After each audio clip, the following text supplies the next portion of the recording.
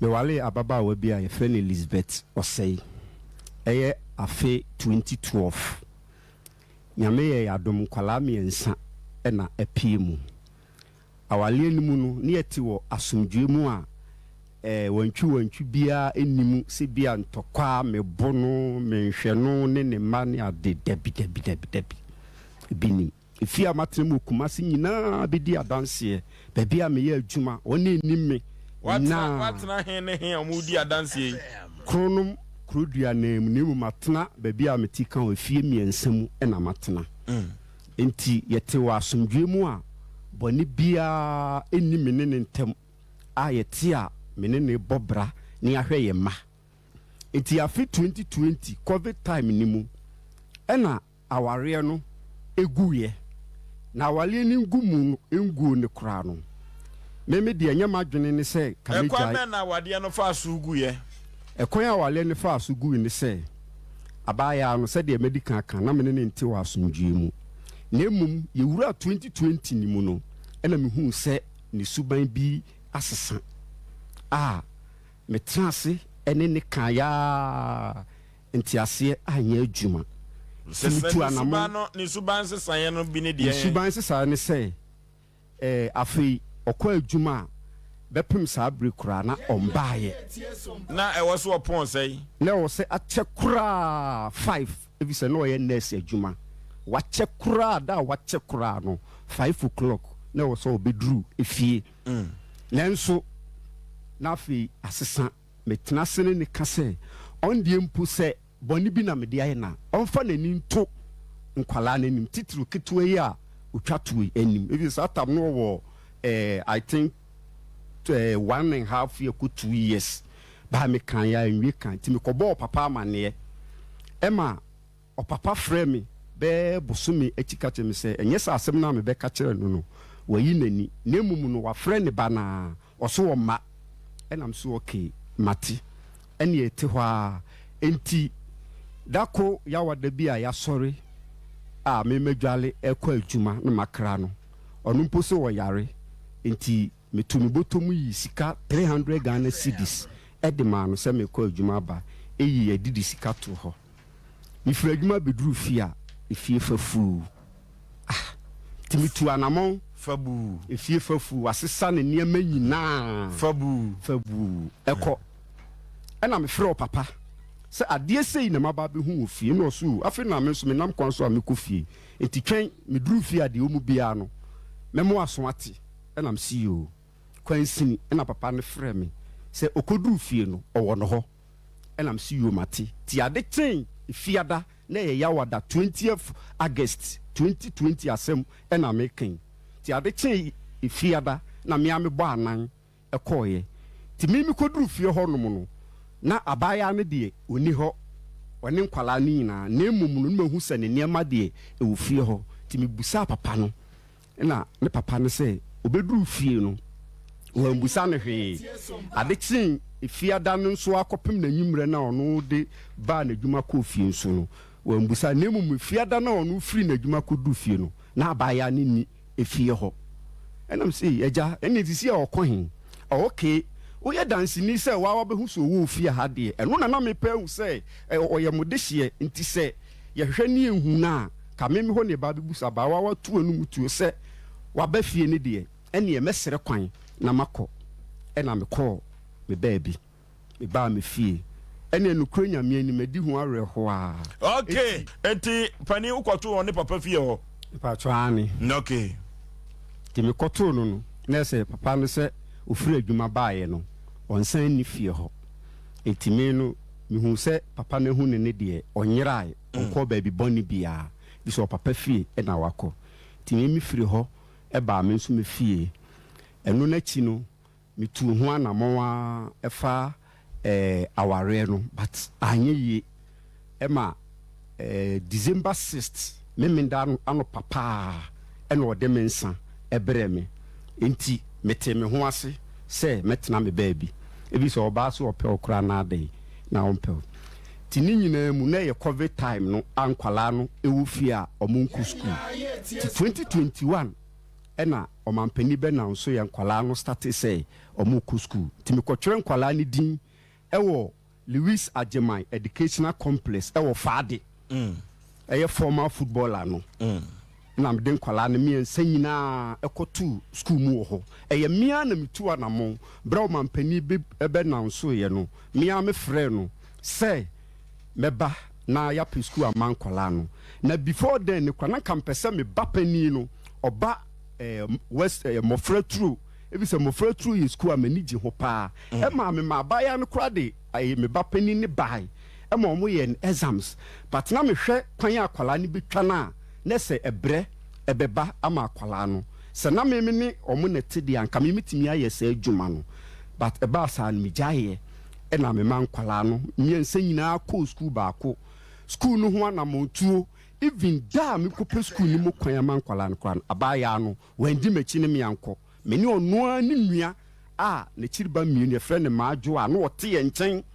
mfie mmienu ɛkɔ mmiɛnsa so a ɛyɛ wɔ yere no Elizabeth Osei ne nua a wokasa abaayewa no de amanfo hu wo sɛ mɛyere no a yɛfrɛ ne Elizabeth Osei no ne nua baaya a ne kyiriba mmienu no a yɛfrɛ ne maadwo a me ne ɔno ne kɔɔ school mu hɔ no mo ɛkɔtwerɛ nkwalaa ne din bibia again no ne 1 cedi koraa animu ɛna ɔmo start school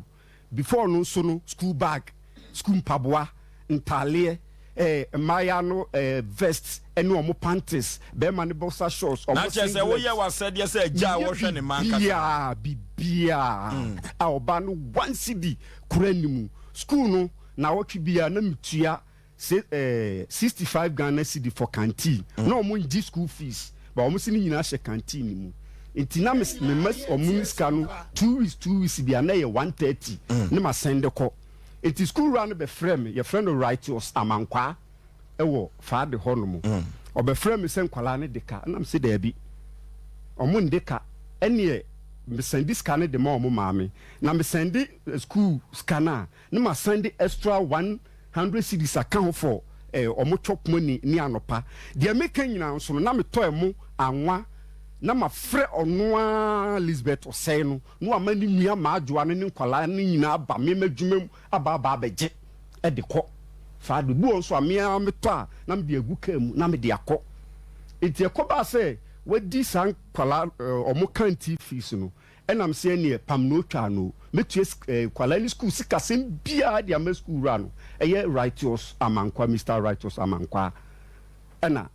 nti na metua no Sunday bia sɛ holiday wɔ mu sɛ holiday ni mu 2 weeks Sunday bia na ma send 130 Ghana cedis na ma send 100 cedis ɛde akɔ gɛ ne phone so ɛna me yɛ ne saa ɛna akyɛ bia nso yɛ 2 weeks apart from say madwuma ɛde me yɛtu kwan akyɛ bia yɛ 1 week mekɔfa nkwalaa ne ba me nkyɛn ebi na ɛbɛda afidie so a na mehyɛ political suit na mede ɔmo kɔ asɔle no mede ɔmo kɔ asɔle no eduru panini birthday ne nyina ma send video bi ama o producer no mede ɔmo kɔ askamo ekodi nkwalaa ne birthday a lot of pictures ni video bebree wo ma no de wonni ɔmo ho agorɔ amo birthday no ɔmo kyele no na yɛ Judith me ba panini no Judith abna edimfo so wa na ado mu pie ye mia na wo yire no we ka na ye gum no video no me refin kam de ma producer na wo yire no we satam ono no de ni kura me kofa nkola me kofi okra no no oni ho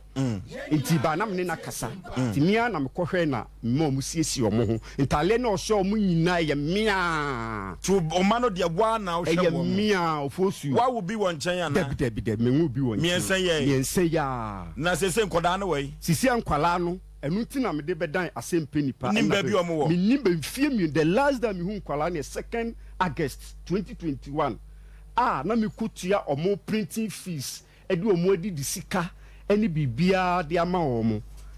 me de sa picture ne kura enu ni the last time me hu nkwala no eni omo ko school friends wo no ho no na me twa asamfo nyini okay na wo se last days no ekoko duru sei me pacho last day ni da adebechi ejoada na ye 1st August ena oba na efre me se Judith se o kan asem e de akire me ye me ba pani ni din no ti me ni akwala ne kasa no se da ye be twere exam so nti printing fees ɛna me say abena minim ni nyina nti ɛkyina nyame ya adoma me ba ho a ye adwoada na ye 2nd August 2021 timia me koi ma me ne nkwala no eku school mu ho ekutua saa bills ni nyina picture no na ɛda so no ekutua bills bia na osimitua wo school mu ho bia me kutua ye tua man school fees nyina bia school fees de no mo ngi nemum na ye canteen okay etimitua bibia ka bia na wo ho bia den mi fro na eka 5 cedis na nka 200 Ghana a oba no kra wandi machi ni mi anko school mu ho iti me ne nkwala ne kɔ no na mi twa mo samfo nyini wi pese na mi ni wa semi esa de me beche kakra wo yire no na wo ne wo problem bia na na ye ne ho ade me pacho an me ye ne ho ade na emum se problem bi wo ho de a no kure ni nyame ni me mafamu de menim agye se onumum ne beka na me masem wo na afamu ana oba ne du ba bi no ni suban sesan na manfama ni ehu ntimi nkase na oye me wo de wa sonso te masonso mante na den no timi yes free wa bra wo no take responsibility wo bo akonhoma wo tomo wo hwe wo ma asikasem enhia wo ba no adenti na odi say etimidi wo ofosuo me da ase asem we die agesa abaya na ne betimi ayi ano no kure ni nyame anim ni se me kata mani pa me koma de data me yere ene me ma ofolusio yese asem eni adanse a yetwa asem na ye kan de adanse se na me nhwe no bra me ware na one nkwala na etinka mprempre kura na ode nkwala ne koye ene enpa mi hu mu kura nka me tutu anamo se me hwehwe nkwala no ana debi ka me hwehwe nkwala no so ye nurse ni o no ye nurse ni wo ye nurse ni by profession na no kure wo mu ne se abaya no wan kire me na chida baby ana minnimu no ofosuo unim ni krom da ni krom de minnim meka baby ana wo ye adwuma baby ana wo ye adwuma no na ye private hospital bi e watafo formers Catholic church na chi ayi Catholic church udu tafo formers baby a pragiafo no egina watra station ho kakra bi no onsa right wona na wo miansa nyina wan kona adwumam da me kona adwumam once a me akra na me ka akosi no ewo adwumam ho na ye private hospital a doctor ne friend doctor Santi oba ni nie na ni krom ne he ni krom ne ma me free ohwim heya Sofia Kwenso na ne papa free kumawu na osusu se hen wo kro sisi ade na busuafo kra so omunim ba bi owo ne papa ne ma me nua obi aso onim ba bi owo mo bo ne sika no ne ne man kwa abrochire de eno de owo Ghana heya onkwa abrochire owa heya na de no timidi sa de wedi usa ofosuo asem we de me ya ofuso ani de bedimi ontimi fendi be ma bia wa asase so na onim se de makomate na chese wo anka se wiase abai o ma ne miensen me ma ne miensen me ni ba bia wo ba bia bio wani bon koda so di mfie sen mfie mienu 2nd August 2021 up to date ofra u chisika anase na chikwa block me from 2nd August up to date it me de me phone ketua bi send in the message say me hia nkwala no me man 1 week every say me phone WhatsApp phone there wa block me enti normal message WhatsApp me wa block ti me de phone ketua me use a na me susu se onim number no e friend wa amfa e na me sending the message no say me hia nkwala man 1 week so amfa nkwala na mba obehu ni ebeto o si ne din nyina de say Elizabeth Osei and dodo no afre ne say dodo na afre ni Lizzy okay eti me de phone na no woni me so onim number ne sending the message no e na wo a o tracy mobile procedure na no hu se eyemea eti me sending the message no me wo ha na number bi frɛ me say obi abeye me report wo Accra Central Police Station ono ye CID ni enti no me report me ho wa Accra na me ka kire ne say so ye CID ni a me de me mba na mu mabaya no onim adwumam enu onim fia na me ne timu a wale ni eto famra yes o meche me se ne na sa CID ni kro no one ne beba de a ene eminim ti wa mba ti ana wo pepa bi se ka e wo se wo send o money scan so yes, wa block me wo papa sen kema sending kwala ni ska an kwala ne beba menten abri bia ofonsu ade ba ko mu se mitimi ni ga ni kasa memenda nwumre lezi tina me ba be fa kwala no no wa jepeni me tuka duru fa ade ho no wa pe ba bi din kwala na fa pani pa wo yiri wonye boni bintia no de fo de so no aba be kan so no aba be mu ya rem no wa pe ba bi din kwala na fa me frɛ na ye ba pani no opiraye 2018 sɛ ne na ne nan ne kodia picture ba ko me de ma producer no de na omu gina steps KGT Dubai da na nkramufu 2021 and I'm sure that kofanko na ye holiday ye nuanu nkramufu gu omo salawi na ye me yase ahani manfa shopping am koye mom no on say white bi eda abaya pani na ani opra ne nan aposo ha sei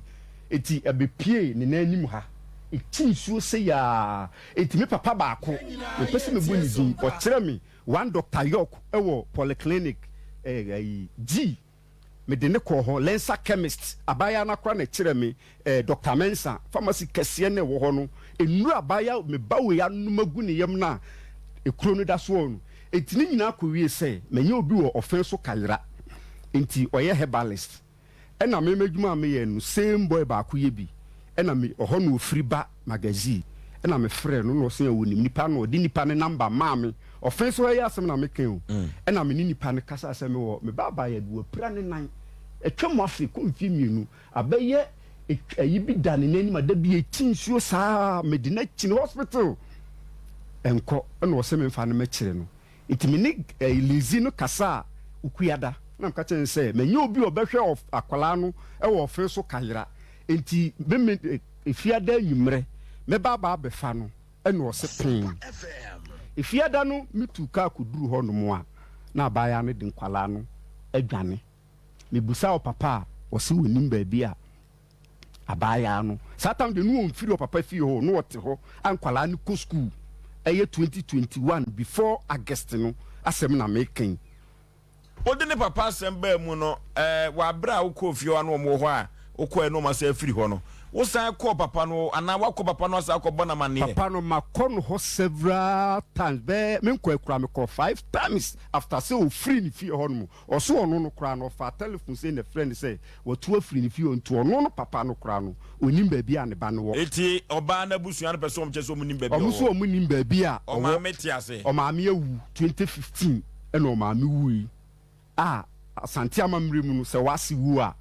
ofosuo asema mekan on so bie life tuma ba bia me ya adwuma na efe beka se oyire no ye trainers ana oye very wicked san mekan oye dangerous on kasa o ofolisuo girl no me ne netmani ba me ho so na girl na top lot asidan na menim o say but me relax it said ye o say we say mani ba me ho so no said the oba the cell phone o say nani ba me ho so no on the osan ko na janten o ba we die me mani ba me ho so no na wasidan no fine wasini wa ayi apagya na wako ho se dan no mempa hu ofolusuo mia mi kromni na efia metimine le be ma wo chidi se na oyire no opew ene de bia akwa wi na mu awade no odon nsemu na te say because me ase papa meka ne se abaya no manhu bibia na show trese on pemi pim no credit manhu bibia sa na me ne to asomdwem me kase no ha me a na ma bere nyame no on ha me se bia sikasem se no ha me atete ebi ono aduane ma me ndi ana se dabi eno de no on ha me na emo me na bere bia no na me ne kasa na me ne di nkomo sisi ayawo si ye bibi yentimi ne nkwala we ntina demu a ntina me de ba pani na ye hweso said the next 5 years the next 10 years ye betimi ne abena judith adadan ba kuma na nti ye start bibi timi wale no 2030 ye wale 2012 2013 ene ye top plot ene ye start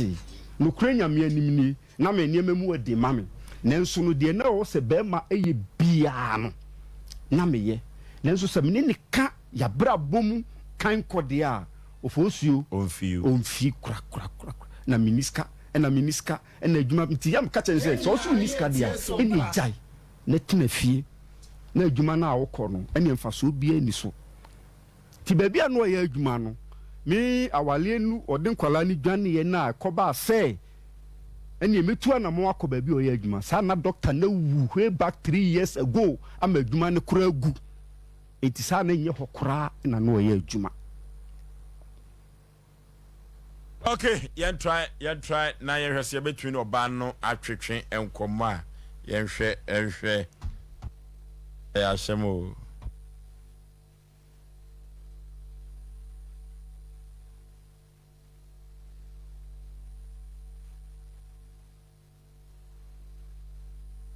Yes, it's a phone no na yen fa.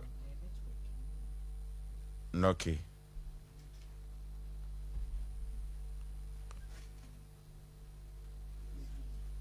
SOMPA FM.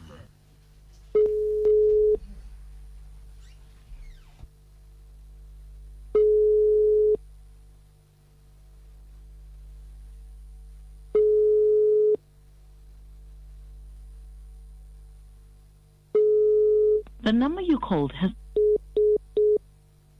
yen try back on ka ho enhwa de yen try back.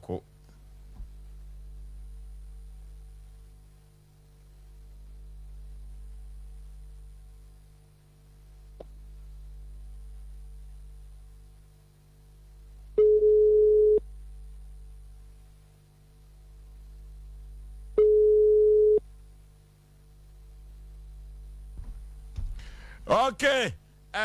yahwese kebenya ababawa Elizabeth Osei nanso yapusu na homa no a kyerese ono ankasa no na adwe se yira na obeyira